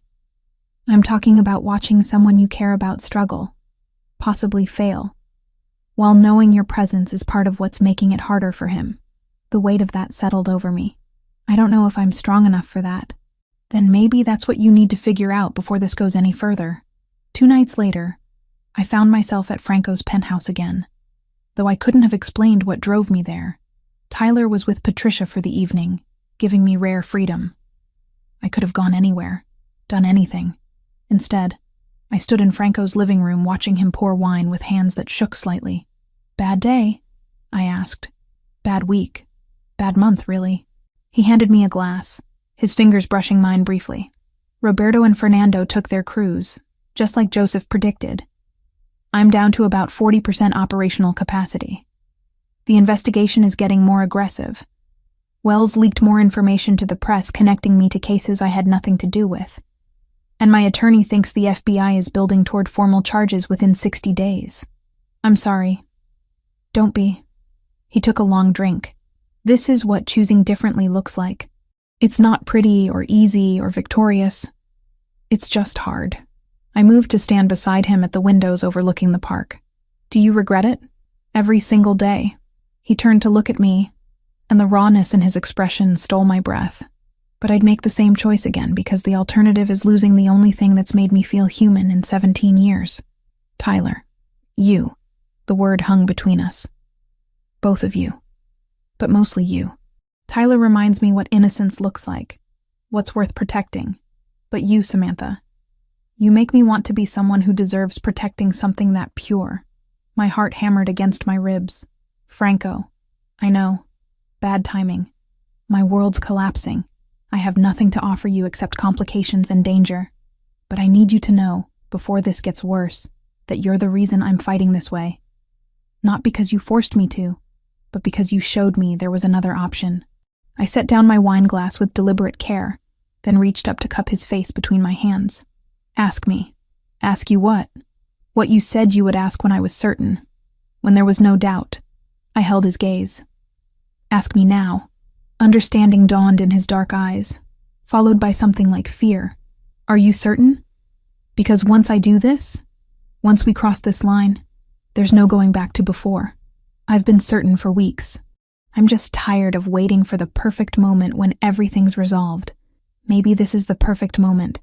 Maybe choosing each other in the middle of chaos is more real than choosing each other when everything's easy. Franco's hands came up to cover mine, holding them against his face. Can I kiss you? Yes. He closed the distance slowly, giving me every chance to change my mind. When his lips finally met mine, it was gentle, reverent, nothing like the passionate explosion I'd imagined. It was a question and an answer, a promise and a plea.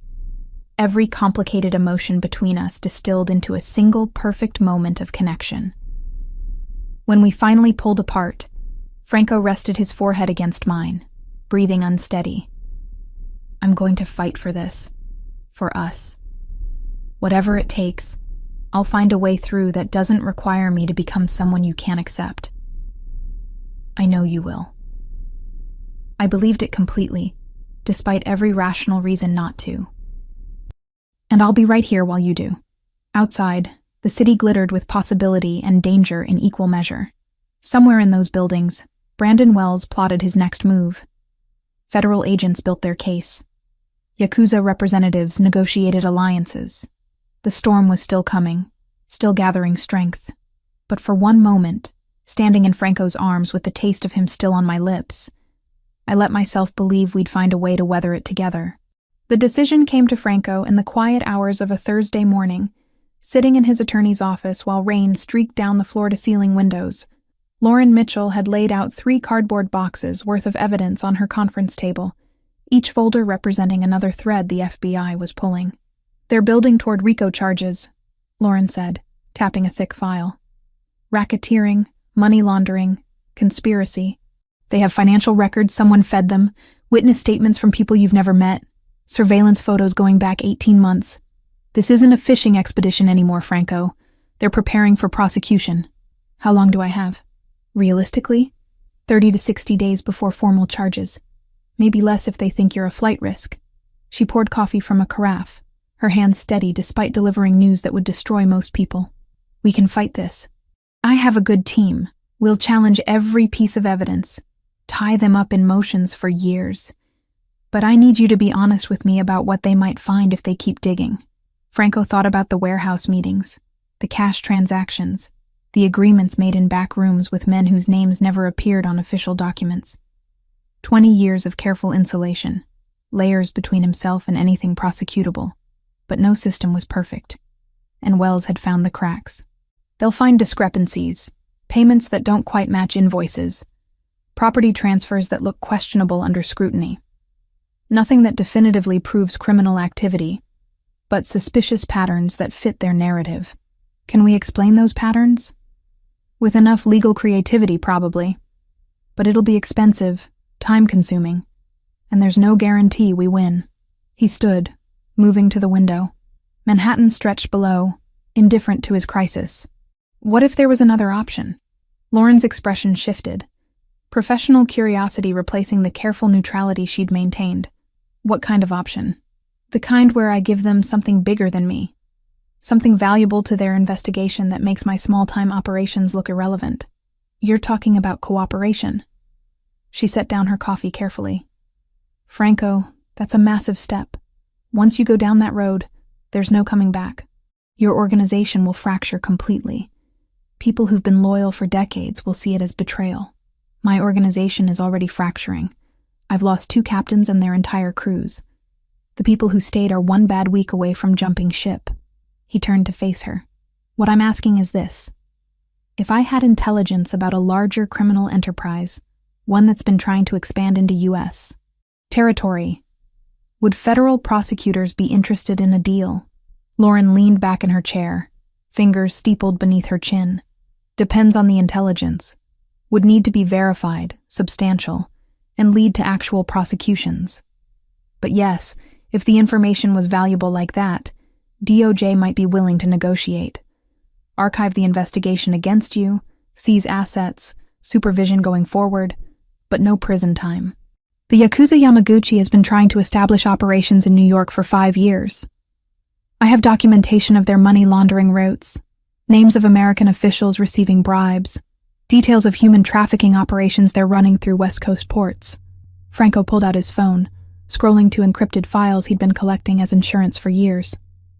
"This isn't speculation or hearsay. It's documented evidence that could dismantle their entire North American network." Lauren's eyes widened fractionally, the only sign of surprise she allowed. "How did you obtain this information?" "By being more paranoid than my competitors. Every time the Yakuza made a move in territory adjacent to mine, I had people documenting it. I never planned to use it for cooperation. But I also never planned to be backed into a corner by Brandon Wells. This is a different level, Franco. You're talking about bringing down an international criminal organization. The Yakuza doesn't forgive that kind of thing. Neither does the FBI forgive organized crime in their backyard. I'd rather take my chances with one than the other." He pocketed his phone. "Set up a meeting, quietly. I want to talk to whoever's running this investigation." Lauren spent 3 days making arrangements, using back channels and trusted intermediaries to ensure the meeting wouldn't leak. When it finally happened, it was in a nondescript office building in Lower Manhattan, the kind of place where dozens of businesses operated anonymously. Special Agent Daniel Foster looked younger than Franco expected, maybe 40, with sharp eyes that cataloged everything without seeming to. He sat across from Franco and Lauren at a plain conference table, 2 other agents flanking him silently. Mr. Ricchetti. "I'll admit, when your attorney requested this meeting, I was skeptical about what you could possibly offer that would interest us. Then let me make it simple." Franco slid a USB drive across the table. "That contains financial records, communication intercepts, and operational details of the Yakuza Yamaguchi's North American network. Specifically, their money laundering operation through cryptocurrency exchanges, their human trafficking routes from Asia through Seattle, and the names of 15 U.S. officials, including 2 federal judges, who've accepted bribes in exchange for interference." Foster picked up the drive, turning it over in his hands without inserting it into anything. "This is allegedly from the Yamaguchi organization, verified and cross-referenced. 5 years of intelligence gathering. Routes, methods, contact information, financial accounts, everything you'd need to build prosecutions that would cripple their operations for the next decade. And you're offering this because? Because you're investigating me for crimes that, in the grand scheme, are relatively minor compared to international human trafficking and judicial corruption. Because I'm trying to transition out of illegal operations anyway, and this gives me leverage to do it on better terms. And because Brandon Wells has allied himself with the Yamaguchi to destroy me, which makes them my problem as much as yours." Foster exchanged glances with his colleagues, silent communication passing between them. "Even if this information is legitimate, and we'd need to verify every detail, what exactly are you proposing?" Lauren spoke up, her voice crisp and professional. "My client is willing to provide this intelligence and cooperate fully with your investigation into the Yamaguchi network. In exchange, we're requesting that the current investigation into Mr. Ricchetti be archived, his assets released from seizure, and a supervised transition period where he winds down any remaining questionable operations under federal oversight." "No prison time," Foster said flatly, "for someone we believe has run an organized criminal enterprise for over a decade.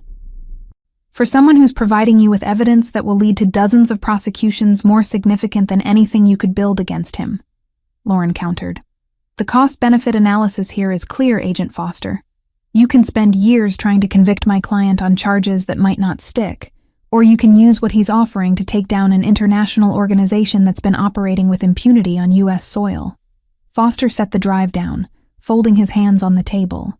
I'll need to verify the contents before we discuss any deal. If this is what you claim, I'll bring it to my superiors and the DOJ. But understand something, Mr. Ricchetti. If you're cooperating with us, you're burning every bridge you have in the criminal world. People who've worked with you for years will see this as the ultimate betrayal. You'll need protection, probably relocation, definitely a complete restructuring of your life. I understand. Do you? Foster leaned forward. Because in my experience, men like you don't really grasp what cooperation means until you're watching everything you built crumble around you. Your organization will fracture, your reputation will be destroyed, former associates will become enemies. This isn't a reset button. It's scorched earth. Franco thought of Tyler's small hand in his during museum visits, of Samantha's steady gaze when she'd told him she'd stay through whatever came. I'm aware of the costs. I'm choosing to pay them anyway. Foster studied him for a long moment, then nodded slowly.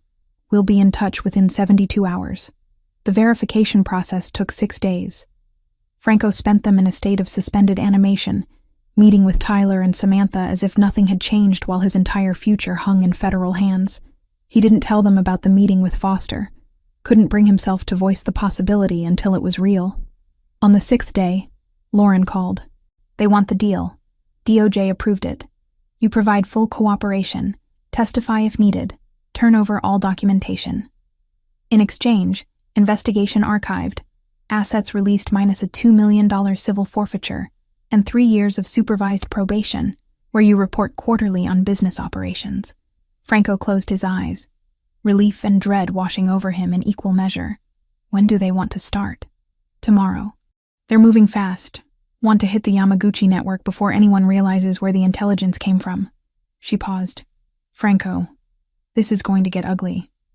When word spreads that you cooperated with feds, the fallout will be immediate and severe. I need you prepared for that. I'm prepared. He wasn't. Not really. But there was no going back now. The FBI moved with military precision once the deal was formalized. Within 48 hours, coordinated raids hit Yakuza operations across 5 cities. Arrests, asset seizures, frozen accounts. The news coverage was relentless, detailing the scope of the organization's criminal network and praising the intelligence that had made the takedown possible. Brandon Wells's name appeared in the 4th wave of arrests, his connection to the Yakuza exposed through financial records and communication intercepts. The man who'd set out to destroy Franco found himself facing federal charges for conspiracy, money laundering, and providing material support to a criminal organization. Franco watched the news coverage from his penthouse, Joseph standing silently beside him. Roberto called, Joseph said finally, along with about 20 others from the organization. They know it was you who provided the intelligence. They know you cooperated. What did you tell them? That you made a strategic decision to ensure long-term survival. Most of them didn't want to hear it. Roberto specifically said you violated every code we operate under, and that there will be consequences. Let them try. Franco's voice was flat, exhausted. I'm done with those codes. I'm done with that world. They won't make it easy. You've burned bridges with everyone who operated under those old rules. And the Yakuza, if any of them avoid prosecution, they'll have long memories. I'll deal with it. Franco turned from the window. What about you? You staying or following Roberto out the door? Joseph was quiet for a moment. I've known you since you were 20 years old. I watched you take over from your father, build this organization from the ground up. And in all those years, I've never seen you care about being anything other than successful. Until now. That didn't answer my question. I'm staying. Because whoever you're becoming is more interesting than who you were. Joseph moved toward the door. But I hope she's worth it, Franco. That woman and her son. Because you just traded an empire for the chance to be part of their lives. She is. They both are. After Joseph left, Franco stood alone in his penthouse, surrounded by the trappings of wealth that suddenly felt meaningless. He'd won, in the most technical sense. The investigation was over. Wells was facing justice. The Yakuza network was dismantled. But the cost was everything he'd spent 2 decades building. His organization would dissolve completely now, captains taking their operations independent or joining other groups. His reputation in the criminal world was destroyed permanently, and somewhere out there, people who'd once been loyal now considered him a traitor worth eliminating. He pulled out his phone, stared at Samantha's contact. She deserved to know what he'd done, what was coming, but the words wouldn't form. Fear of her reaction paralyzing him. A knock on his door pulled him from the spiral. When he opened it, Samantha stood there with Tyler asleep on her shoulder, her expression determined. "I saw the news," she said simply. "Can we come in?" Franco stepped aside, letting them enter. Samantha laid Tyler on the couch, covering him with the blanket Franco kept there, then turned to face him. "Tell me what you did." So he did. Everything. From the meeting with Foster, to the deal, to the verification, to the raids. He left nothing out, watching her face for signs of judgment or fear or disgust. When he finished, Samantha was quiet for a long moment. Then she stepped forward and wrapped her arms around him, holding tight. "You kept your promise," she whispered against his chest. "No violence, no shortcuts. The hard way. The hard way cost me everything. Not everything." She pulled back, meeting his eyes. "You still have us. If you want us."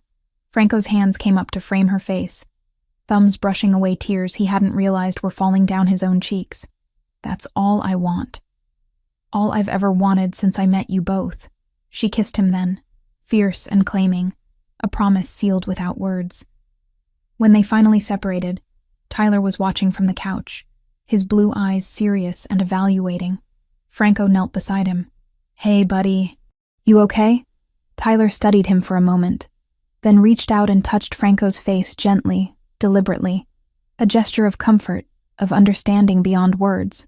"He knows," Samantha said softly. "Somehow, he always knows." Franco gathered Tyler into his arms, holding the child who'd changed everything, and let himself believe that maybe trading an empire for this, for genuine connection, for love, for the possibility of redemption, had been the best decision he'd ever made, even if it meant facing consequences he couldn't yet imagine. 8 months had passed since Franco's world had imploded and rebuilt itself into something unrecognizable. The penthouse overlooking Central Park remained his, but most of the other properties had been sold or seized. The empire he'd spent 2 decades constructing had dissolved like morning fog, leaving behind only the legitimate businesses and a handful of investments that could survive federal scrutiny. Franco sat in what used to be his office at the Foundation headquarters, reviewing grant applications with the same focus he'd once applied to territorial negotiations. The Luca R. Foundation had expanded significantly, now operating in 3 states with a staff of 12. It was the part of his legacy he'd kept, the piece that meant something beyond accumulation of power and money. "You have a call on line 2, his assistant said through the intercom. "Joseph Bellini." Franco picked up, leaning back in his chair. "Joseph." "Been a while." 3 months, Joseph confirmed. "I've been keeping my distance, letting the dust settle. But I thought you'd want to know. Roberto was arrested last week. Money laundering charges. Apparently he tried running the old operations without your connections, got sloppy, and the feds noticed. I'm sorry to hear that." "Are you?" Joseph's tone was neutral, curious rather than accusatory. "He walked away from you, called you a traitor. Last time we spoke, he said he hoped you ended up in a shallow grave somewhere. Doesn't mean I wanted him in prison." Franco rubbed his eyes. Exhaustion from late nights reviewing financial statements catching up to him. "How are the others?" "Scattered. Some went independent, some joined other organizations. Diego is running a security consulting firm, completely legitimate as far as I can tell. Fernando disappeared. Rumor is he's in South America somewhere." Joseph paused. "The organization you built doesn't exist anymore, Franco. Whatever pieces remained after you cooperated with the feds, they've fragmented into nothing. Good. That was the point. Was it worth it?" The question held no judgment, just genuine curiosity from someone who'd known him for 15 years. Trading everything for a shot at legitimacy? Franco thought about Tyler's 7th birthday party 3 weeks ago. 20 children from the therapy program, most on the autism spectrum, playing in a carefully organized environment that minimized sensory overload. Tyler had spoken 12 words that day, including Franco and cake, and happy. The progress was slow, but undeniable, measured in tiny victories that meant everything. "Yes," he said simply. It was worth it. After Joseph hung up, Franco returned to the grant applications, approving funding for 3 families whose situations reminded him achingly of Samantha's struggle when he'd first met her. The foundation had helped 47 families in the past 8 months alone, providing therapy funding, respite care, and educational resources. His phone buzzed with a text from Samantha. "Tyler wants to know if you're coming to dinner. I told him you had work, but he's very insistent." Franco smiled, typing back quickly. "Tell him I'll be there in an hour. Should I bring anything?" "Just yourself. He's been practicing something to show you." Samantha's apartment was still the same modest 2-bedroom in a neighborhood that would never be described as upscale. Franco had offered multiple times to help her relocate somewhere bigger, safer. But she'd refused each time with the same stubborn independence that had first attracted him. "I'm capable of providing for my son," she'd said the last time he'd suggested it. "And I need to maintain that capability, even if your life has gotten complicated. If something happens and you're not around, Tyler and I need to know we can survive on our own." She'd been right, of course. Franco's supervised probation meant quarterly reports to federal agents, random audits of his business dealings, and the constant possibility that one misstep could land him in prison despite the deal. Living independently from him wasn't just pride, it was practical survival. Tyler answered the door when Franco knocked, his small face lighting up with recognition and joy. "Franco." The word was clear, deliberate. One of the 27 words Tyler could now produce verbally. Each one was a triumph, celebrated by everyone in his support network. "Hey, buddy." Franco knelt down, accepting the enthusiastic hug Tyler offered. Physical affection had become easier for Tyler over the past months, though he was still selective about who received it. "Your mom says you have something to show me." Tyler nodded vigorously, grabbing Franco's hand and pulling him toward the living room. Samantha stood in the kitchen doorway, wearing jeans and a sweater that had seen better days, her hair pulled back in a messy ponytail. She was beautiful in a way that had nothing to do with polish or presentation, and everything to do with the warmth in her eyes when she looked at her son. "He's been practicing all week," she said. "I have no idea if this will actually work, but he's determined." Tyler positioned Franco on the couch, then carefully retrieved the chess set they'd been using for months. But instead of setting up for a game, Tyler began moving pieces with deliberate purpose, speaking as he did. "Pawn. Forward. 2. Franco's breath caught. Tyler was calling out chess moves, narrating his own actions in real time. The speech therapy, the intensive work, all of it culminating in this moment, where Tyler independently chose to combine his love of patterns with his developing verbal skills. "That's incredible, Ty." Franco kept his voice steady, despite the emotion threatening to overwhelm him. "You're playing and talking at the same time. Knight. L-shape." Tyler moved the piece, then looked at Franco expectantly. They played for 20 minutes, Tyler narrating each move with increasing confidence. Some words were unclear, the articulation imperfect, but the intent was unmistakable. When Tyler finally declared "checkmate" in his small, proud voice, Franco pulled him into a hug that the boy accepted without resistance. Over dinner, Samantha filled Franco in on the details he'd missed during his busy week. Tyler's speech therapist was recommending reduction to twice-weekly sessions instead of 3 times, a sign of genuine progress. The occupational therapy was also scaling back as Tyler developed better sensory regulation. The intensive early intervention was paying off in ways they'd barely dared hope for 8 months ago. "I enrolled in classes," Samantha said casually while clearing plates. "Community college, business administration with a focus on nonprofit management." Franco stopped mid-movement. "That's wonderful. When did you decide that?" "About a month ago. I've been volunteering at the foundation, seeing how it operates, and I realized I could actually do this professionally. Help families like mine navigate the system, advocate for services, make a difference." She met his eyes.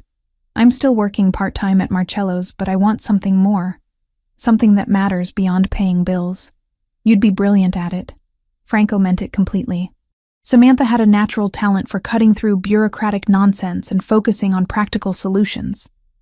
"If you ever want an internship at the foundation, the position is yours. I'll earn it on my own merits, thanks." But she was smiling, softening the rejection. No nepotism or favors because we're together. Are we? Franco asked quietly. Together, I mean. Officially. Samantha set down the dish she was drying, considering the question with her characteristic thoughtfulness. We see each other 4 times a week. You have a drawer in my dresser. Tyler calls you by name and gets upset when you're late. I haven't looked at another man in 8 months. So yes, I'd say we're together. But you won't let me help you financially. Won't move somewhere safer. Won't accept anything that looks like dependence. Because I can't build my life around someone else's resources, Franco. I learned that lesson when Anthony died and I had nothing to fall back on. She dried her hands on a towel, moving to stand in front of him. I care about you deeply. I might even love you, though I'm still working through what that means. But I need to know Tyler, and I can survive without you. Because your world is still dangerous in ways mine isn't. She was right, as usual. The supervised probation was stable for now. But Franco lived with the knowledge that federal agents were watching, that former associates held grudges, that the Yakuza didn't forgive cooperation even across international borders. Building a life with him meant accepting those risks, and Samantha was clear-eyed about what that required. I understand. He pulled her closer, wrapping his arms around her waist. But for the record, I definitely love you. Both of you. That's not something I'm working through. I'm completely certain. Samantha smiled against his chest, her arms coming up to circle his neck. Then I guess that's a good start. Later, after Tyler was asleep and they sat together on her worn couch, watching a movie neither was paying attention to, Samantha spoke into the comfortable silence. Joseph called me last week. Franco tensed. Why? To warn me.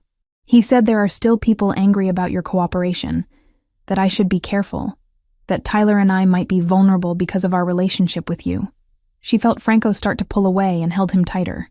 I didn't tell you because I knew you'd panic and try to wrap us in layers of security that would suffocate us both. Samantha, if there's a credible threat, Joseph said it's mostly talk. Angry people venting, but no concrete plans or imminent danger. He's keeping ears to the ground and promised to tell me if that changes. She tilted her head to look at him. I'm not naive about the risks, but I'm also not going to live in fear of possibilities. We take reasonable precautions, stay aware, but we don't let it control our lives. Franco wanted to argue, to insist on armed security and safe houses and all the measures his protective instincts demanded. But he'd learned over the past 8 months that Samantha made her own decisions about acceptable risk, and trying to override that destroyed the trust between them faster than any external threat. Fine, but you tell me immediately if anything seems off, anything at all. Deal. 3 weeks later, Franco received notification that Brandon Wells had been sentenced to 12 years in federal prison for conspiracy, money laundering, and providing material support to a criminal organization. The Yakuza Yamaguchi network in North America had been effectively dismantled, with over 60 arrests and hundreds of millions in seized assets. The news coverage praised the intelligence that had made the takedown possible, though Franco's name was carefully omitted from official statements. The deal with the FBI had included provisions protecting his identity as a cooperating witness, though anyone in the criminal world who cared to know had already figured it out. Joseph called that evening. Wells is done. 12 years, no possibility of parole before 8. He'll be an old man when he gets out. Good. Franco felt no satisfaction in Wells's downfall, just relief that the threat was neutralized. And the Yakuza? Broken in the US. They'll rebuild eventually, but it'll take years. You're probably safe from them, though I wouldn't recommend visiting Japan anytime soon. Joseph chuckled darkly. The irony is that Wells set out to destroy you and ended up destroying himself instead. If he'd just let that night at the restaurant go, none of this would have happened. Ego and revenge make people stupid. They certainly do. Joseph paused. For what it's worth, Franco, I think you made the right choice. Not the easy one, not the one most of us would have made, but the right one. The man you're becoming is better than the man you were. Coming from Joseph, who'd known him at his worst, the words meant something. Thanks. Tyler's birthday party took place on a sunny Saturday in Central Park, an area Franco had rented for the afternoon. 25 children from Tyler's therapy program attended, along with their families. Franco had insisted on funding the entire event, and for once Samantha had agreed, recognizing that this was as much for him as for Tyler. "You're allowed to celebrate progress," she'd said when he'd proposed the idea. "You've been part of Tyler's journey. You get to share in the joy of how far he's come." Franco organized activities with meticulous attention to sensory needs, quiet zones for children who needed breaks, visual schedules posted at each station, multiple options for food to accommodate different textures and preferences. Music kept low and non-intrusive. Tyler moved through the party with confidence that would have been unimaginable 8 months ago, interacting with other children, responding to questions from adults, showing off his chess skills to anyone interested. When it came time for cake, he stood in front of the group and said clearly, "Thank you for coming. I'm 7 now." The parents applauded, many with tears in their eyes. They understood what each word represented, how much work went into that simple statement. Samantha found Franco standing slightly apart, watching the celebration with an expression she'd learned to recognize. Pride mixed with longing, joy shadowed by memories of a brother who'd never gotten this kind of support. "He would have loved this," she said quietly. Knowing Franco would understand, she meant Luca. "Your brother.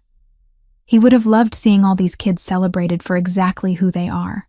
I think about that a lot." Franco's voice was rough. What Luca's life might have been like if he'd had access to the kind of therapy and support Tyler receives.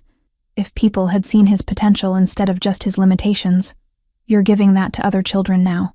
Through the foundation, through Tyler, through changing yourself. That matters, Franco. It's not too late to honor Luca's memory by making sure other kids don't suffer the way he did." Franco pulled her close, pressing a kiss to her temple. "How did I get this lucky? Finding you and Tyler. You didn't get lucky. You made a choice in a restaurant hallway to stand up for a vulnerable child when you could have ignored the situation. Everything else followed from that moment of choosing compassion over indifference." As the party wound down, Tyler approached them with a child from his therapy group, a girl named Sophie who had similar speech delays. "Franco, Sophie wants to learn chess. Can you teach?" Franco knelt down to their level, meeting Sophie's shy eyes. "I'd love to teach you.